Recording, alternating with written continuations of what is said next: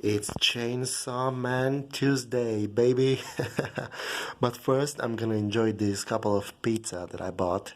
The American Spicy with the barbecue, no, sorry, with the samurai sauce, and this ham and bacon pizza.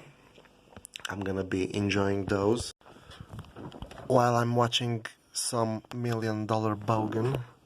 I love this guy. This guy is amazing.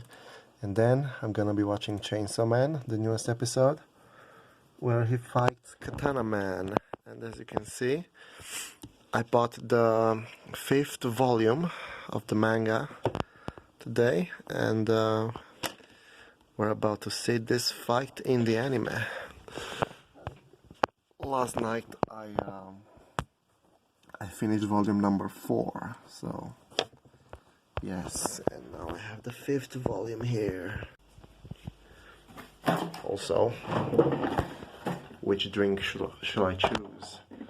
I got some Coca-Cola, I got some Dr. Pepper, the chosen drink of the intellectual ones, and I also bought this. I might keep that for another time, but